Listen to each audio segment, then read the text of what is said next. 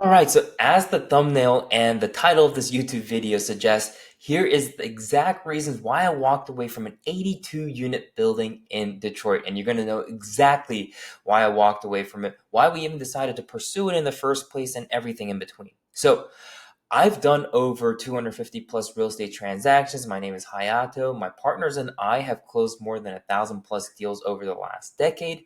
I own and manage a real estate fund at the moment, and I say that only to give you context. I'm not selling you anything. In fact, I have nothing to sell you, but this is to show you that walking away from deals isn't necessarily failures. Sometimes it's the best and smartest move that you can make at that moment. So by the end of this video, you're going to know exactly why I walked away from what looked like a very promising 82 unit multifamily deal in Detroit, Michigan. So let's break it down. Number one, here's how I found the deal. So we've done a ton of deals in Detroit, Michigan, probably 50, 100 plus or so deals in Detroit, Michigan alone. And a lot of local connections. So property management companies, agents, brokers, contractors, you name it. So we have great relations that we've built over the years. And with these broker relationships from doing consistent deals in the Detroit market, some of these people send us deals that are either off market or either on market and say, hey, this might be something that you're looking for. Now, in this particular deal, I actually found this deal through outreaches to local brokers in the area that were specifically for multifamily.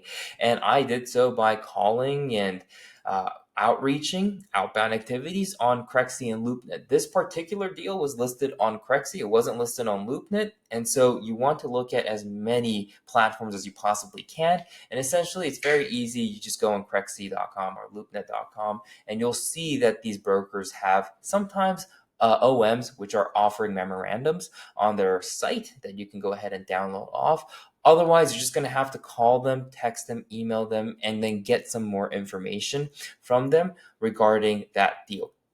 And in this case, the broker that I actually reached out knew a lot of the other local teams that we had in place too. And so we were able to get that deal that way.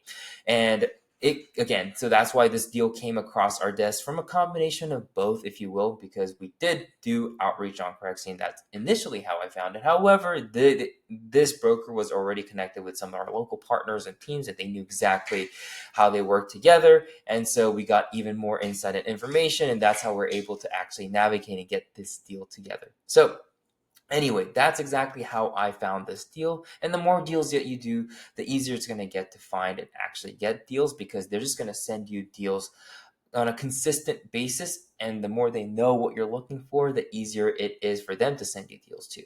So here's why I like the deal initially. This 82 unit was listed for 3.25 million, which is an insane price. 3.25 million for an 82 unit building is essentially very, very low, especially compared to many other places like California, Seattle, Washington, New York City, New York, even in Miami, Florida.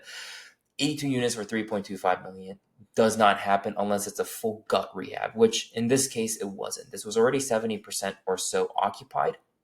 And so it wasn't even close to a vacant gut job deal that we had to go through. So very, very great price per door for the market. And we were going to need to raise 1.65 million in equity for this deal to go through. And the average rent for this deal, it was a mix of studios, one bedroom, two bedrooms, and it had some office spaces as well. But the average rents were around $690 for the entire building. But our target was to get this building $66 or so as average rents, combined with the studios, again, one bedrooms and two bedrooms. And we talked with our local property management company where we've done hundreds of deals with, and they mentioned that that was very, very realistic. They even managed a building just 2, 3 away from it, and we were able to get what market rents they were achieving on those buildings, and they thought that we could do the same with this building quite easily. And so the comp supported the rent bump, and we felt very, very confident this was achievable, especially because our property management company, again, managed a deal and a building just 2, 3 blocks away from it, not far at all. And here's kind of our investment philosophy to share with you on what we like to look for in these deals, again, why we decided to pursue it, and what our thesis is. So here is our investment philosophy. Essentially, we love these 20 to 100 unit properties for many various reasons. Number one, it's too big for mom and pop investors. Mom and pop investors might purchase a 5 unit building, a 7 unit building. A lot of times they don't go over 10 unit buildings just because A, they don't have the capital for it, or B, they don't have the sponsorship track records, and they're not able to actually come up with the capital or know-how of the buildings when they go past the 20 unit plus. Because when you go 20 unit plus, more than likely they're going to want to get something that's called an agency loan, either Freddie or Fannie Mae loans. And when you do get Freddie and Fannie Mae loans, they're getting more and more strict with their criteria every time that we go through with them. And so, with that being said, they're going to have to show that their net worth exceeds the loan amount. Number one, they're going to need to go ahead and show Freddie and Fannie that they've had these similar types of buildings under contract or under ownership before, and they've successfully managed it before. So that sponsorship track record is going to be very, very important for proving to Freddie and Fannie that they can get this loan and they can manage 20 plus unit buildings. And the minimum also for these Freddie and Fannie Mac loans is going to be $1 million plus, and you also need to achieve 90% plus occupancy on these buildings and whatnot. And so these hurdles become a little bit harder for mom and pop investors to get into. And again, the capital required and the experience required starts adding up, and it becomes quite difficult for them to get in unless they've been doing it for a very, very long time, or they have very deep wallets, or they have great connections that they can source and raise funds from. But again, the experience part still might be a hurdle for them. So that's number one. Number two, it's for institutional capital to get into these 20 to 100 unit buildings. It's essentially too small for them. So we've spoken with a lot of family offices and a lot of institutional capital providers, and essentially they don't provide capital for anything that's less than $3 million, $5 million equity check sizes. And that's what we've discovered recently when we spoke with a lot of family offices and institutions. So what that means, these institutional capitals are looking for 100 plus units. They also like the 100 plus units just because it's easier for them to set and place a property manager into the building, and that they don't necessarily have to have a property manager deal with 4 or 5 buildings and kind of walk through 4 or 5 independently. They can place one in one building. So that is a plus for having 100 plus units. However, with institutional capital, institutional grade investments like the 100 plus units, all of them are looking at 100 plus units. And so when they're competing for 100 plus units, if we try to get into these buildings, it becomes very difficult for us to A, pencil out, B, compete with their pricing, because they typically get cheaper capital than we do. And the biggest thing for us is that when they do get into these 100 plus units, again, inventory is so low, so competition increases the price of these properties. But we also aren't able to do much value add to these 100 plus units because institutional investors have already owned it. And so they're selling it, and they know exactly what they're doing with these buildings. They've already implemented a lot of what we think we can. So the RUBS or any property tax programs or whatever it might be, these institutional level investors have already done a lot to the building, and it makes it quite hard to do any sort of value add. So unless you're planning to hold it for 15, 20, 30 years plus, it makes it really hard to make sense of it. And for these institutional grade level investors, they're fine with it because that is their intention anyway. Whereas we are looking for some appreciation in the next 5 years and want to look into deals that way. So for all those reasons, we love the 20 to 100 unit properties just because we get way more inventory out there. And when we do exit on the deals too, we have a way bigger buyer pool than if we were to have 100 plus unit count buildings, just because, again, the higher unit count you go, the less investors essentially you will have that can essentially purchase those types of buildings. But in the 2200 unit range, there's still more out there. So when we do go to exit, we'll have more options with the buyers that we sell the deals to. So that is a huge thing for us, and that's essentially our thesis on why we love these 20 to 100 units. It just has an underserved niche with less competition, and we think we can dominate there. Now, with this being said, I already went over why it's easier to exit again than 100 plus unit properties. We also focus on C and B class neighborhoods as well. And the reason for that is because we get both the cash flow and appreciation from these buildings. And so that's really, really important for us when we underwrite, and we've looked into A class markets as well. It's very speculation heavy, and you really have to rely on the market appreciation. So you have to rely on rents going up. A lot of times with these A class buildings, it's already at market rent. So really at that point, you're waiting on these buildings to appreciate over time. So you're banking on that. A lot of times I've seen some investors run their numbers where they get cap rate compressions. We don't typically like to underwrite deals that way, just because you never know what's going to happen with the cap rates. It's just determined by the market, and so we don't typically like to underwrite for that for cap rate compressions. And so for us, we see that heavy A class markets don't typically cash flow at all. Or if they do, you're going to have to put up a large sum of money up front. You're going to have to get very low LTVs, maybe 45% LTV, to make that work and actually cash flow. And so for us, we think that it's just not worth it for us. So we go into C and B class neighborhoods where there are both cash flow and potential for appreciation, because we think that cash flows allow us to provide a great foundation for that building.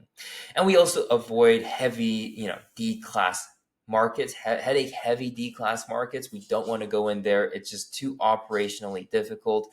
And there's just so many things outside of the building and exterior factors that affect it. So we don't go into D-class markets. C and B-class neighborhoods is what we've done in the past 10 years and what we're going to continue doing. And that is our thesis at the moment. Of course, things can change, and the nature of the business is to pivot. Any business is to pivot if anything happens, but this is our philosophy, and we're going to keep going with this thesis as long as we can. Now, with the affordable housing angle too, why we like that as well is because cities offer tax relief programs. We also place Section 8 subsidized tenants for secured government rent. I know with the administration at the moment, we don't know what's going to happen with the subsidized tenants. But we've seen even during the times of COVID, Section 8 subsidized tenants, those rents kept coming in. Whereas even with these A-class market tenants, a lot of rents were missed at that time too. And so Section 8 subsidized tenants in whatever market scenario has always been quite secure. And we think that if, for whatever reason, the administration does change what happens to the Section 8 and subsidized tenants, there's going to be a transitionary period. And when there is, we would have to put marketplace tenants, worst case scenario, and we underwrite our rents for that. However, we prefer to still place Section 8 and subsidized tenants just because of the guaranteed rent, but also because we feel great about placing these tenants into a place where they can be proud to call home. So it's a win-win-win situation for everyone, in my opinion. The city and county offers us, the operator, tax relief programs to make properties more affordable, or these units more affordable. The tenants get a great place to live because the inspections have to be passed to actually let these tenants in. So they get a great place to actually live in, and they can be proud to call home. And then for investors, we are able to go ahead and give them peace of mind too with rent collections and whatnot. Because with these subsidized tenants, they also typically stay longer, so we have to deal with less turnover costs. And we're also able to go ahead and provide great cash flow and predictive cash flow for our investors. So it's a win-win-win situation, in my opinion, overall. And again, we've done this over the past 10 years with affordable housing. So it's an angle that we're very comfortable and know very much of. Cool. So that is pretty much our investment philosophy. Everyone's investment philosophy is different. I'm just sharing with you what our investment philosophy is. So as we go through this video, you'll know exactly why we decided to pursue this deal and so forth. Now, here was our execution plan for this building, this 82 unit building in particular. This is a high overview and very simple. Otherwise, we're going to be on this YouTube video for hours. So here was our simple execution plan overall. Renovate and raise rents to market average of $766. In-place average rents, again, we're at $690, where we're going to increase occupancy. The in-place property management wasn't maximizing performance for the sellers. And so for us, we know our property management company. We worked with them before. We know that they're going to be able to do a great job because they've done so with all of our other properties. So we're going to increase occupancy that way by changing property management companies. And so again, we're going to replace management with our trusted local PM. And we're also going to do something called Detroit's pilot tax program and apply for that, which reduces property taxes for owners who maintain affordability for the building. And so that is a new tax program that Detroit actually started, I believe, the beginning of this year. And we are going to go ahead and apply for that pilot tax program. And we're going to start with a bridge loan, stabilize this building, and then refinance with agency debt. We prefer to actually go into it with agency debt so that it's already 90% occupied and then adjust the rents from there. But we thought that with this deal, because we're getting it at such good cost basis, we can take on the risk to get the bridge loan, stabilize it, and then go into agency debt. And then there was also parking for this building as well, which not many buildings have. And so this added another potential. We didn't underwrite for it. However, that was an added bonus if we were able to go ahead and get these parking lots to tenants. If it got overcrowded, we're going to charge for it. If it didn't get overcrowded, we're just going to give it to residents as a perk so that when the tenants do come in, it's something that they see and they can be happy with as well for the building. So that was something that we were going to go ahead and do. Again, we weren't going to charge for it if we didn't have to, but it was a potential for if it did get overcrowded, we could essentially charge for it so that we can reduce the overcrowding, and that would also increase the gross potential rent too. So that is what we were looking for in our execution plan. The location looked promising again on paper. Essentially, it was adjacent to the Edison Historic District. So feel free to look that area up. We researched the area, we walked the comps, got feedback from the locals too, and the agents and our team on the ground. They thought it was an up and coming area. And so we like these, again, CMB class areas that are up and coming. And Detroit is hyper local, so you really, really need to know exactly and see it for yourself whether or not you like it, because one street can be completely different from another. And you can be on the wrong side of the street and have a totally different asset. And that essentially is what happened. So numbers looked good. Everything looked good when we underwrote the deal. However, the site visit essentially changed everything for us. So we flew to Detroit for the inspection. We already placed our earnest money into the deal. We were moving everything along. We're getting the financing we needed, and we were going to do the inspection for this building. Flew out, got a hotel, stayed there for 3 days. We're going to go ahead and see everything about the building. But then when we went through that building, we quickly realized we were on the wrong side of the street. And so where the building was, on the other side of it, there were $500,000 to $1 million historic homes. And these are beautiful, large, 2,000 plus square feet homes. And on our side, there were tons of debris, tons of vacant lots, and just wasn't the neighborhood quality that we wanted our building to sit in. And so it was just a lower neighborhood quality than where we wanted our building to sit on. And so I can see why our local teams and our brokers and agents mentioned that there was a chance for it to appreciate. We thought it was going to take a longer time to get there, and we didn't want to bet on that being the case, just because you can change everything about the building. You cannot change the location of the building. And that's the most important thing. And that's a huge factor of what you're purchasing into, opposed to the financials, because the financials could make sense on paper, but again, these things are things you cannot change, and so you want to make sure that you are getting into it on a good basis. And it just didn't align with our thesis in that we want something that cash flows but also appreciates within that 5-year time horizon. And because it didn't align with it, we walked away from it. And so there you go. Numbers penciled, location didn't align with our thesis, and again, we only invest in areas that cash flow and have the potential for appreciation. We didn't think this building was the case. So we walked. Once you buy, you're married to the deal. You cannot get out of it.